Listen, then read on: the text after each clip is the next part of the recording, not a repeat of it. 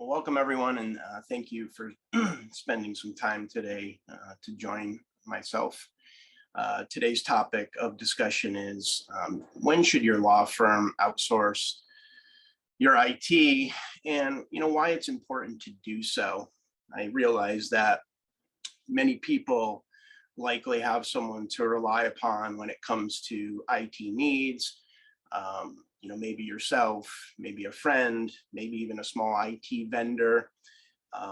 So we'll talk about, how to evaluate, if you're getting what you need from those folks, and hopefully, prompt some questions for you to ask along the way. Far too often, there's an overwhelming amount of assumption when it comes to IT within your law firms today. And the right approach, implementing the right approach and the right systems to support and manage technology, that assumption can often be eliminated, so you have a clear understanding of your overall technology infrastructure today and landscape. And for a lot of firms, that out of sight, out of mind mentality is still there when it comes to technology until an impactful event happens, and then it seems that we're willing to do whatever it takes to mitigate that impact, get systems back up and running. But just with a little effort, a little understanding, a little clarity up front, we can do a very good job of mitigating that all together. So our agenda today is really to talk about outsourced IT as a whole, why we should do it, what our options or what options are available for us, the real value of an IT partnership.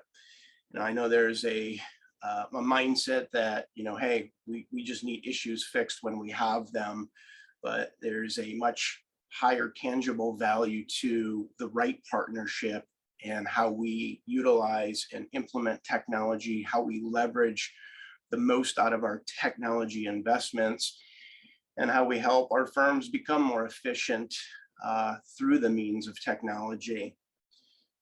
We'll take a look at, some of the managed services plans today, what typically is included or covered in those plans, things to watch out for, things that you want to just understand so there's a clear expectation and you're not caught off guard with something you have to pay for outside the agreement that you may never knew it was not included because you didn't ask the question. On average, how much are firms spending for IT across the board today?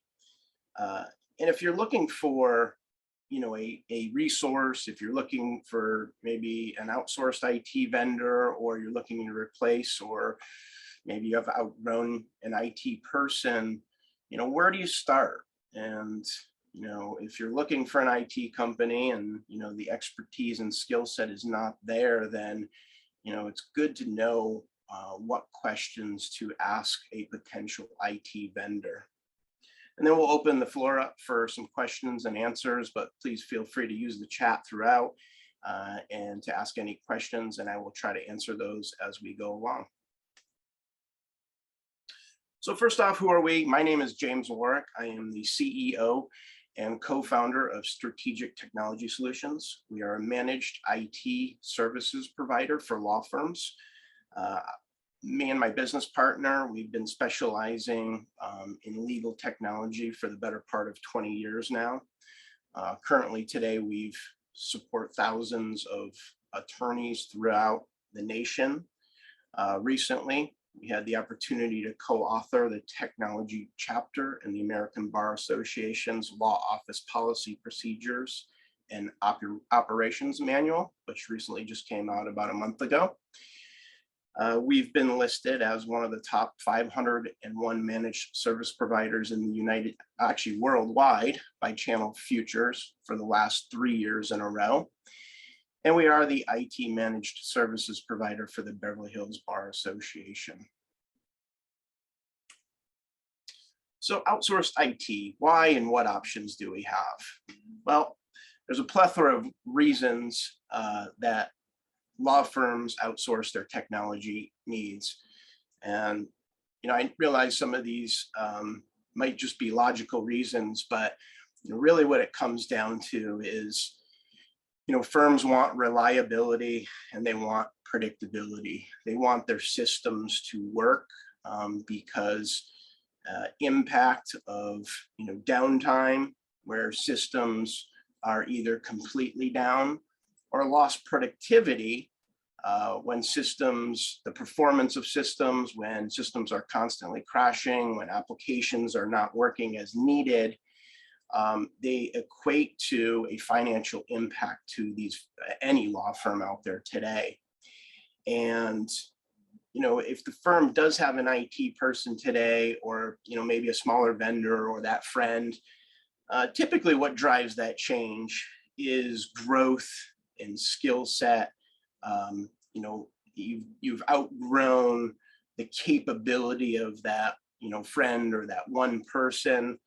Often the expertise is no longer there as the law firm adopts more mature technologies and applications that they implement.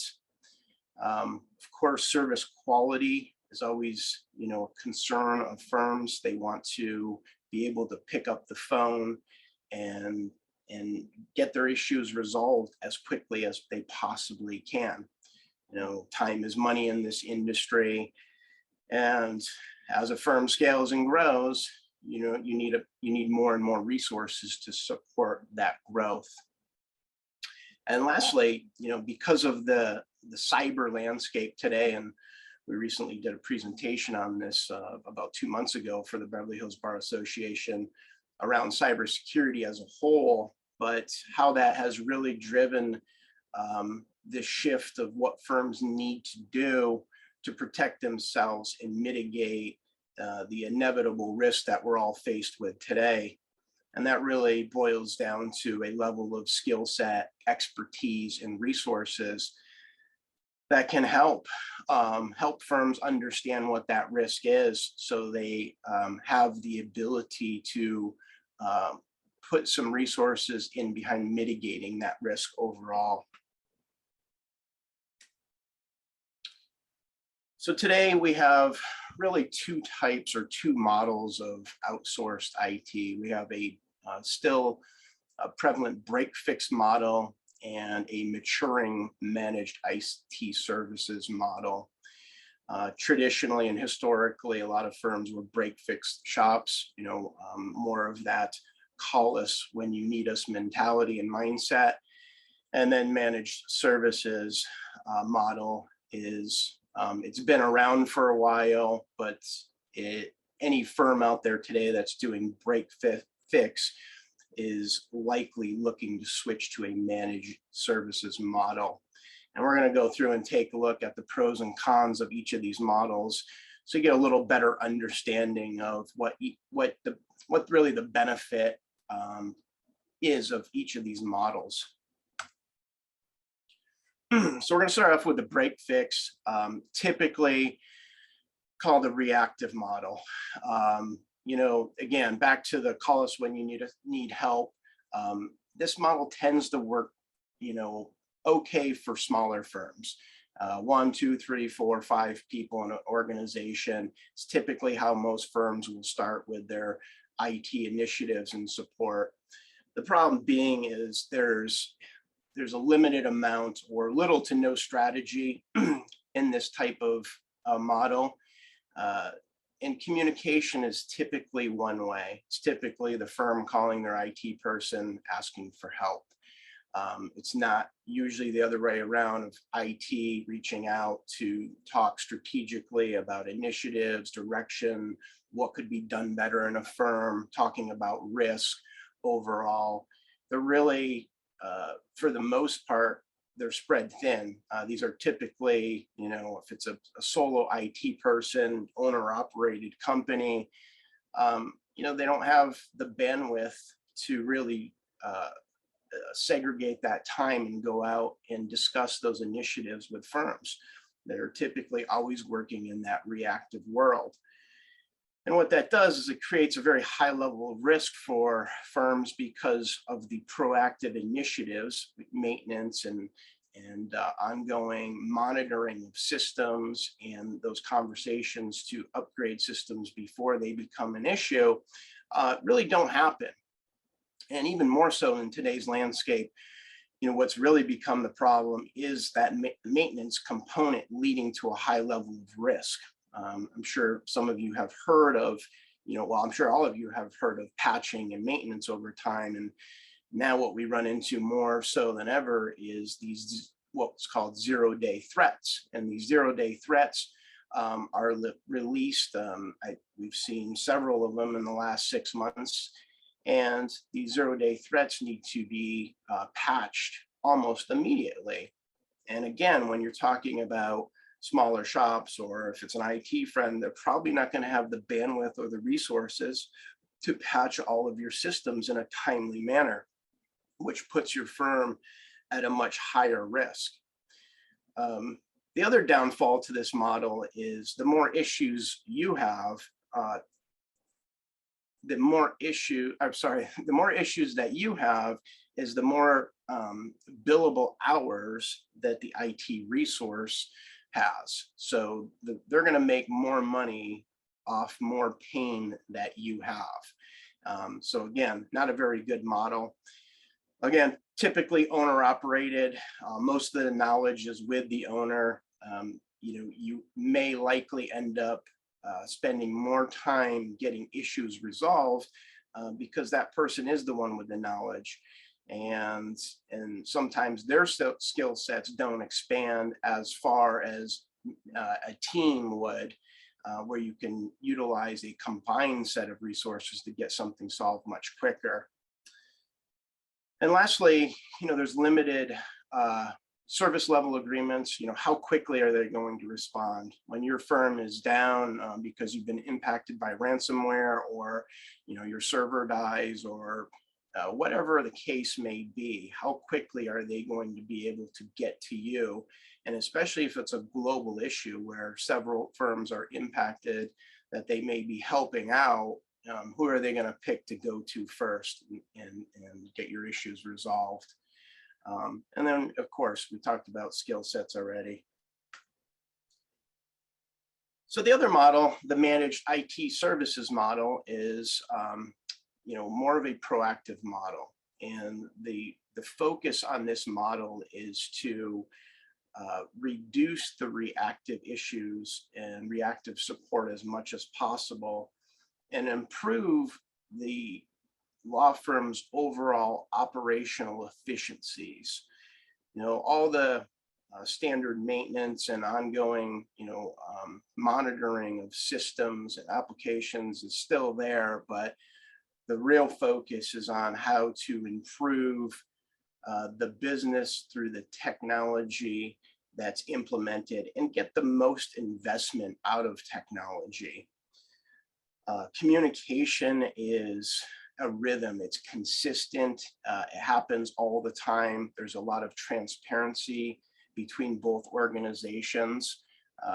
Your IT vendor wants to be talking to you, wants to create that level of understanding, so there is no assumption and there's no guesswork that's going on. We realize that most firms don't want to or don't need to understand all elements of IT, but at a very high level should understand what's going on and how that IT or technology investment is impacting the organization overall. Again, it's a very preventative approach. We want to mitigate risk. So through that, if systems are patched on a regular basis, if systems are maintained on a regular basis and monitored, then we can initially start off the relationship by mitigating risk right away. Security is a vast topic when it comes to IT, and starting off with a managed services provider or outsourced IT provider, it's not going to mitigate all the security risk, but it will start to shed light on where that risk exists.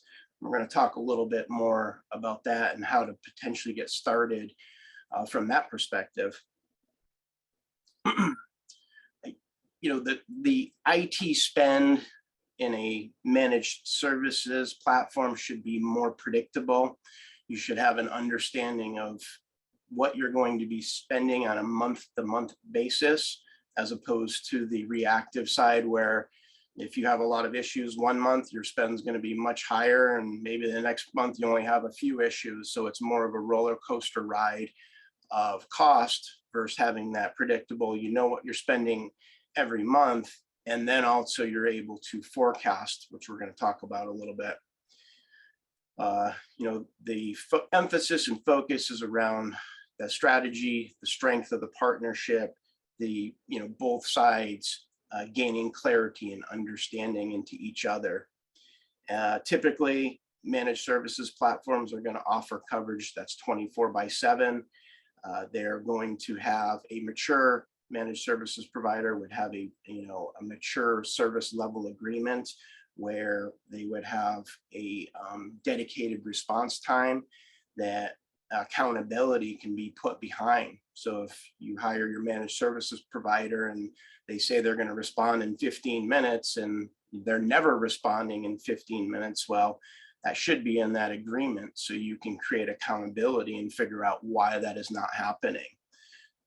And then skill sets and resources. We've talked about this, having a whole team of engineers that have vast range of skill set, you're able to, for the most part, get your issues resolved much quicker. If you're having a particular issue with a certain technology, most managed service providers are going to escalate that to the correct and appropriate resource that can solve it much faster than spinning their wheels at the lower levels, or maybe someone that just doesn't even know where to start with that type of issue. It's kind of talking a little bit about the benefits of outsourcing your IT. The goal is, and I like to use the analogy of building a house. If you build it off a solid foundation, you're able to build the house on top without it collapsing, without you having to rebuild it or what we call rip and replace. You're building it with the vision in mind of scalability. And if you're a small firm today and you have ambitions to grow, if you're a smaller firm today and you want, you're dealing with a lot of sensitive data, privileged data, you want to really understand how you're going to scale from what you're building today. Is it scalable? Can it grow as you grow? And are you able to protect it in the way that you're going to want to protect it? And that's where these conversations become strategic in the beginning. If you're looking for a managed service provider, an IT provider, you may want to ask them, how many firms have they worked with that were startup firms? How large have they grown? What did that look like? So you gain an understanding that they have the ability and capability to help you grow along the way. You want to take a best practices approach to building that foundation. We don't need to be overly complicated and complex with technology, but we do need it to be functional and work for us. Oftentimes, systems are overbuilt.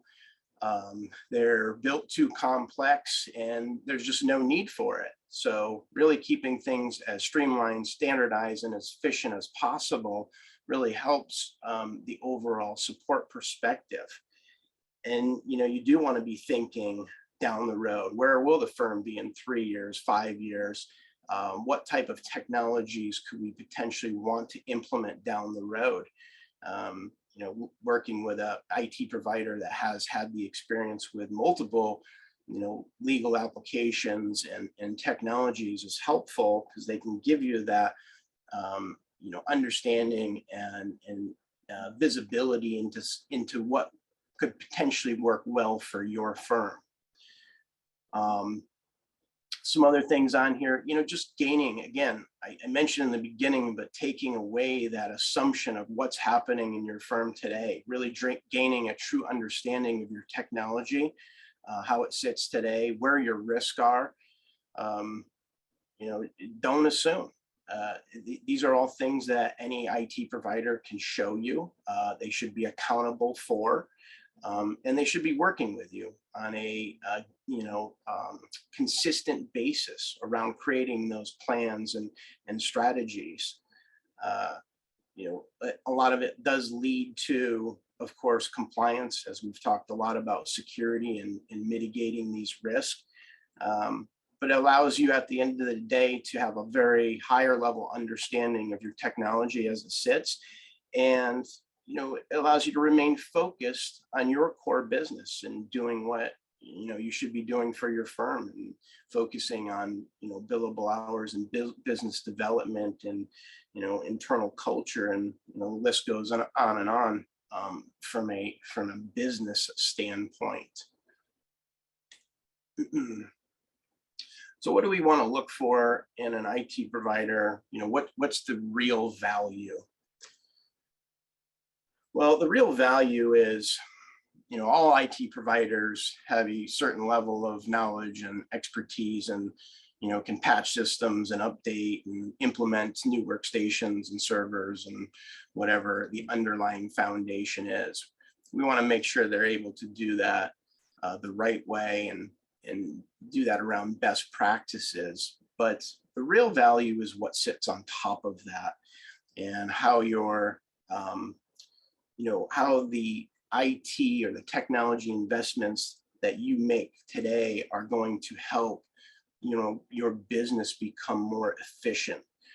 You want to improve the processes of your operations. You want to do less with more, or get things done in a quicker time frame. And technology is a great tool to do that, if the right approach is there and we're having those strategic conversations. Strategy and budget planning and technology alignment are, of course, very important, because they eliminate a lot of what we talked about before, the downtime and the lost productivity. If technology is being constantly looked at and constantly tuned to be in alignment around best practices, and maintenance is up to date, then you should see less downtime. You should see less impact overall. Being able to predictably, focus on knowing what's coming down the road, IT budget and strategy and planning. We're going to go a little bit more into that, but you need to know how to properly budget for IT investments as they come up. And then we have the underlying technology. Reliability and security is on this as a low ROI. It's very important, and it can prevent a lot of incurred expense if you're being proactive about it. We know a significant breach in a law firm can be very impactful from a financial perspective, especially from a reactive sense, where we can often do things proactively to prevent that. But where the real ROI comes into play is your IT provider helping you become more efficient by the means of technology. So a little bit about technology alignment and road mapping. This really one of the roles in an organization, a managed services provider organization, you'll hear about, or maybe hear about, is virtual chief information officer, or VCIO role. And the focus of that role is to work with businesses, law firms, to really bring together the transparency and understanding of technology. Far too often firms, are in that reactive sense of, we need to spend money on replacing our firewall. But did you know about that 6 months or a year before that event happened, or is it a last minute topic of, this is no longer good? So we want to be out in front of decisions like that. We want to have planning and predictability around when we are going to need to do certain things in our organizations. And this is really, from my perspective, one of the highest values of a good IT provider is they are providing that predictability and transparency on a year-over-year basis. When you start any given year, most firms today, small to mid-sized firms, typically spend as they need for IT, but most do not have most don't have a budget. Even more don't have a mature IT budget and understanding of truly what investment is going to be needed over the course of time. So whether that's 1 year or 3 years or 5 years, and you should have that predictability. It helps improve the communication within the firm. There is a level of understanding and not assumption of what needs to be done.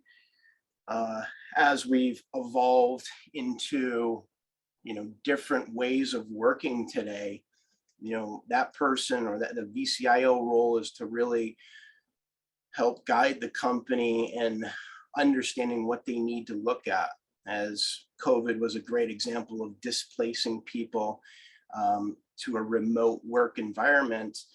A lot of firms did that, but they didn't really know the overall impact of doing that, or what would the overall impact of doing that cause long-term as well.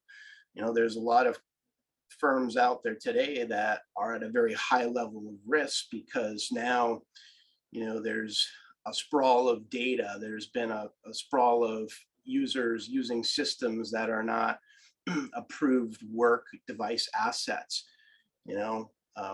People kind of just did what they needed to do to continue the operations of the business, but there was a kind of a lost communication around how that would overall impact the firm. So a VCIO role is to really bring that together. It's to help the organization talk about line of business applications and, are they the right ones? Are you getting the most out of those applications that you've invested in? Many times we come across firms that are using multiple applications for the same purpose, and sometimes without any visibility into that. And I've talked a little bit about it on some past presentations, but there's a sprawl of shadow IT where employees are just using whatever they need to use to get the job done. And it's creating more expense, more cost. There's no standardization. It typically creates more issues for the law firm, and it's more difficult to support in the long run. So all a impact in cost, time and effort. And it's not easy to secure. So the more we can standardize upon applications, the more we can standardize upon systems, the easier we can support and mitigate risk.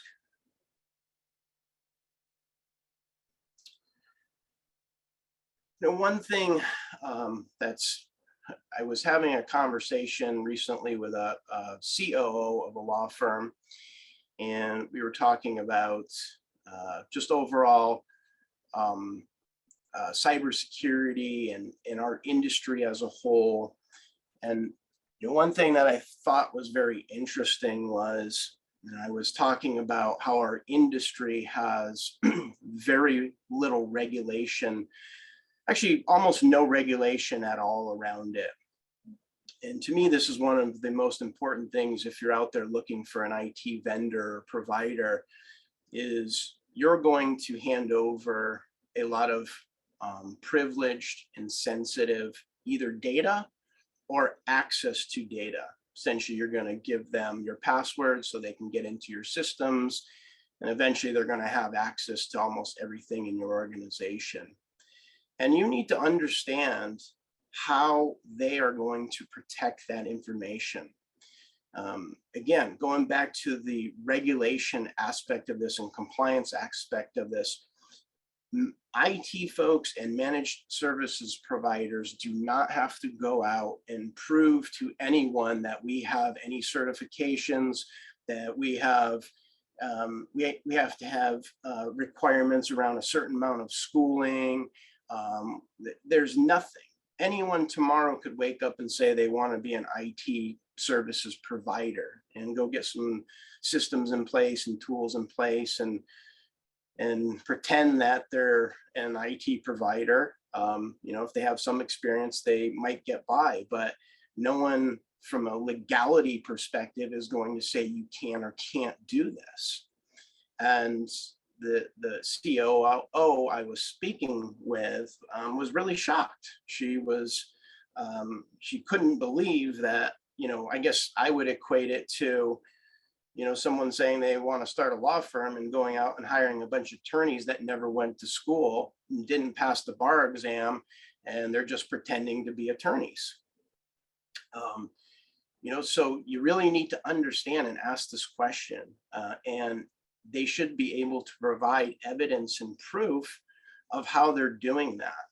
There are cybersecurity certifications that MSPs can go out and obtain. They need to do that by getting audited, and they need to do that by proving that they have a reasonable amount of controls in place. And that is all backed by evidence. It is audited by a third-party auditor, and they should be able to provide that to you. And in most cases, that report will even show that the MSP has not been breached. And if it's a really good report, it will show you at what maturity level their cybersecurity discipline is at. So again, a really important thing that often gets overlooked. There's, you know, other important factors to consider when looking at an IT provider of, you know, of course, you know, where are they located? Do they have multiple locations? You know, what type of metrics are they tracking? So, you know, they're always going to have a level of resources, and they don't get too saturated. So the more and more questions you ask these potential IT folks out there, you'll get a better understanding of how mature they are. So we'll talk a little bit about, you know, what's often covered, what's not, how much you should be spending. So, you know, in agreements, especially in the managed services side, you really want to understand exactly what is covered. There is a wide range of what firms will include and what they exclude. You know, a more mature MSP will typically price their services per employee or per device. And we'll look at some average pricing of what that looks like, I believe, on the next slide. But you know, they're always going to have limitations and boundaries. And as our ecosystem and environment evolves, of, you know, I was talking about the 0-day threats, you know, typically you'll see organizations that will include ongoing maintenance and patching, but that is one of the exceptions that may be found in these agreements, because there's a high impact to the IT services provider. If they have 50 or 100 clients and they have to patch every single client on a Friday, Saturday, and Sunday to mitigate that risk, could be a huge financial impact. So really want to understand, you know, what the hours are, what's important to you. Do you need support 24/7? Do you need SLAs after hours? Meaning, even after hours, are you going to require a specific response time? And if so, what is going to be acceptable to you? The more clarity and the more understanding that you can establish upfront when looking to outsource, the better off you're going to be. So you're not in a situation of, well, I thought that was included, or I thought you were supposed to do this for us, or, we see it a lot. And unfortunately, it leads to usually a bad relationship or a bad outcome, where that level of communication up front and transparency could have mitigated that altogether.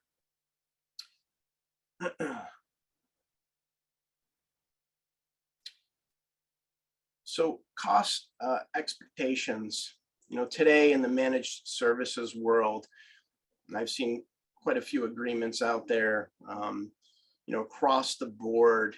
If you can kind of factor on about $200 to $250 per employer per device to be supported. Every managed services provider out there will include a base amount of services, and they may have a lower plan that covers only the basics. And then moving up from there, they typically hours of coverage would be extended. Maybe after hours support is included. Maybe some of those services that I was talking about, such as VCIO. VCIOs in our organizations can be a higher cost resource, and sometimes in the managed services plans they don't include those, although I think every managed services plan should include those. So those are the things that you want to make sure and you look at. What levels and layers of security are they including within these managed services plans? More often than not, they're not going to be inclusive of everything, but they should offer a certain amount at least, so someone is monitoring. At least there's some what we call indicators of exposure. So if something is happening or a bad actor is trying to target your law firm, you can do something about it and you're able to mitigate that risk. Where are the resources located? Again, what hours are, what are the basic or the base coverage hours of an agreement? All things you want to take into consideration and look at. But for the most part, most managed services agreements will align to these prices on average. So where to start? I think it's difficult if you're a firm, and a lot of the times the path to finding an outsourced resource is ask another firm, ask someone else that a friend, hey, who do you use for IT? There is another method, and there are firms and organizations out there that will do independent assessments of your firm as it sits today. And there's a couple different assessments. One is called the technology maturity level assessment. And that assessment really looks at the overall infrastructure, the controls and the technology, and how they impact the business value, how the firm is utilizing that technology, how it impacts the operations, the functionality and efficiency. Are things current? Are they, running on their last leg? Oftentimes you'll see firms using computers of 5 or 6 or 7 years old and want to get the most life out of it. But there's a tangible impact there of the performance. If they just went out and bought a new computer, they're going to have less issues, less headaches. So you got to make sure that you're making the right decisions for your firm, based on the overall impact, the value impact. So this technology maturity level assessment looks at all aspects and components of the organization or the environment as it sits today, and really shows you where the improvements need to be made, where where you want to focus your time and energy and resources on. You don't want to be spending money in really areas that don't need any improvement or maybe don't even matter to you. And that often comes into play with security as well. And we're going to talk about security on the next slide, because that often leads back into finding and understanding, again, where you need to invest those resources and where they're going to provide the most impact. And I'm just going to start on this slide here. So this is what a security maturity level assessment overall looks like. It focuses on the people, the processes, and the technology. And this assessment is benchmarked against, there's an organization called the Center for Internet Security. And the Center for Internet Security came out with a list of security controls, reasonable security controls that any organization can implement. And what they are called is the top 18 critical security controls. And then under each of those controls, there's a subset of controls. However, implemented at a high degree, and these don't get implemented overnight, and I'll talk a little bit about that, but it starts to establish a discipline and a focus around mitigating risk for your law firm. And first off, we need to know where the risk lies today. We need to know what we are trying to protect, asset management. If we don't know what we're trying to protect, if we have a lot of that shadow IT out there, people using applications and systems that we're not even aware of, how do we protect that? So this security maturity level assessment starts to bring in an understanding and a clarity around our businesses as a whole from a risk perspective. And that risk perspective starts to expose the areas that we need to look at. And so as you can see on this chart, as you start to implement these controls, and as you start to implement a discipline around security in your organization, you start to mitigate a lot of risk. And a reasonable level on this chart is what we say is a 3.0. It's a desired maturity level for most regulations and most organizations. And when you get to that level, you start to reduce about 85 to 90% of the overall risk that we're all faced with today. And the reason they know this is because they've looked at this from a historical approach, and they looked at if the critical security controls were implemented, and then they looked at the history of breaches and figured out that, yes, if that control had been implemented, it would have prevented that breach. So that's why we know from a historic perspective that it will mitigate risk. It does work. So this is a great approach because it will ultimately lead back to the overall infrastructure as well. So if you have cloud solutions, firewalls in place, whatever it may be in your organization, maybe you still have on-premise hardware. But if that on-premise hardware is running old applications, old operating systems, the security maturity level assessment will expose that as well. So it gives you a couple different avenues to take when you're starting off, as opposed to going out and, you're not going to really know until you start off with this organization. Any IT provider in the beginning should talk about a very disciplined onboarding process. And as part of that onboarding process, they should be talking about some level of these assessments, because more clarity, more understanding, and more transparency right off the get-go will allow for a more successful relationship, moving forward. And lastly, just a few statistics on, what's going on in our industry as a whole. And I'm not going to read through every one of these, but everyone knows that there's an importance on investing into technology. Don't let it be out of sight, out of mind. really, spend some time on understanding what you have today. Throw out the assumption, just because someone's telling you that you're protected or there's no issues or things seem to be running the right way. You need to, see some accountability. You need to see some evidence that that is in fact true. And again, through those assessments, you can do that by asking just some questions, about your firm today.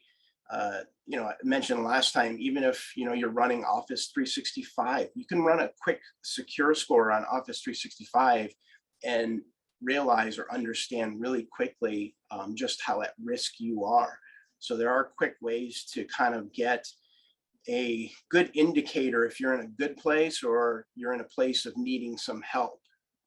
Of course, with the advances in technology, and as we see, artificial intelligence become more mature, and it will over time, and there's a lot of companies out there investing a lot of time and energy into making our lives easier, reviewing contracts, getting more intelligent data and metrics compiled together in a quicker fashion.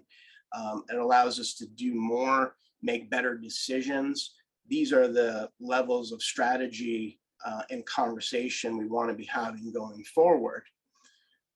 We've talked a lot about security. This is going to be a continued issue in our industry as a whole, especially law firms, because of the sensitive data and privileged access that law firms have today. They're easy and high value targets, and these threat actors and bad actors, they know that, they understand it. A lot of firms have invested very little into security, and we're seeing it in the news day in and day out, where firms are getting breached and compromised, and we hear of these stories, it seems like on a weekly basis. So if nothing else, you want to go back and again remove the assumption and get to the bottom of really what's going on. And then at that point, at least there won't be any surprise if something does happen. You'll have clarity and understanding as to at what level of risk you are at, but at least it allows you to make a informed decision to do something about it or not. Now we know spend is going up. Firms will be spending more and more on technologies as a whole, as cloud. We're all transitioning from what historically was a capital expenditure to an operating expenditure. Historically, firms would buy servers and buy a server or multiple servers and some applications and run those for 5 years and then do a refresh and over. And now almost every vendor out there, and you have some of your big players leading the charges, Microsoft's of the world and Adobe and almost all the legal vendors, they're switching to that OpEx expenditure. It's a monthly recurring revenue for them.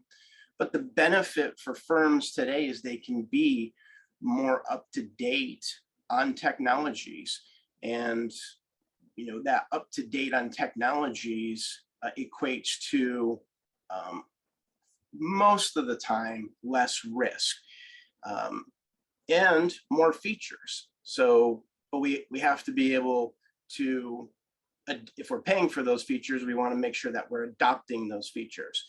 And again, managed services guiding you through that, giving you the understanding of what you can leverage, and then adding the resources on top of that so you can utilize it, whether that's a means of training or just guidance in general.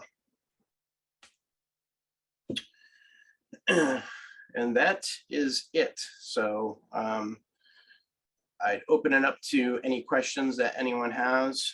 I'm going to take a look to see if any questions have come in here.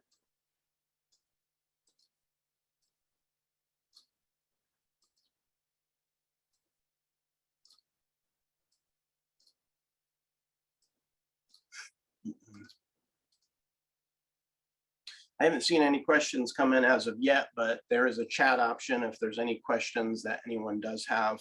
Um, if there's no questions now, my direct contact information is up here. I'm always willing to share any of my knowledge or expertise, or have a conversation around any technologies or any questions in general. You know, again, we've been involved in the legal industry for a very long time. So happy to have a conversation around anything technology.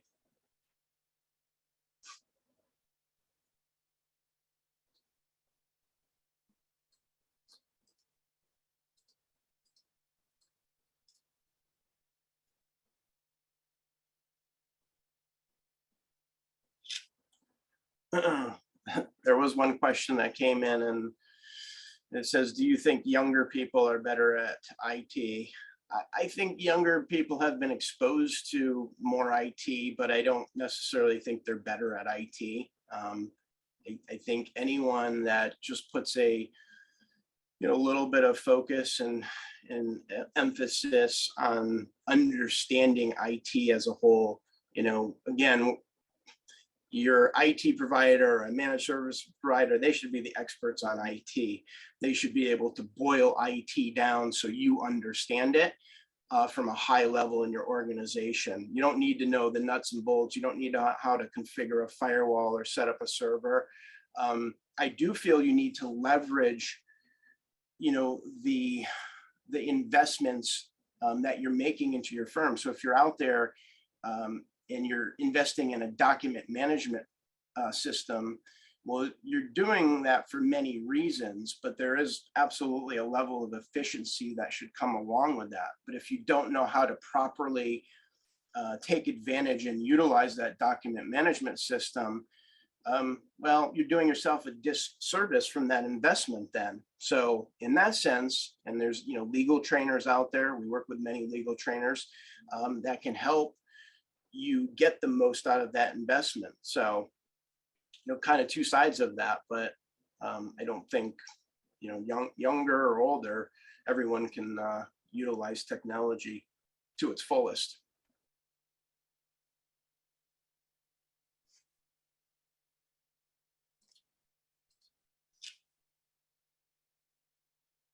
Mm-mm.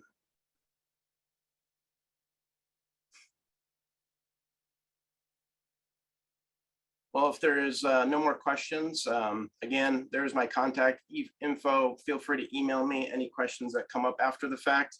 But I appreciate everyone's time today. Hopefully this was informative for everyone, and hope everyone has a great rest of the day.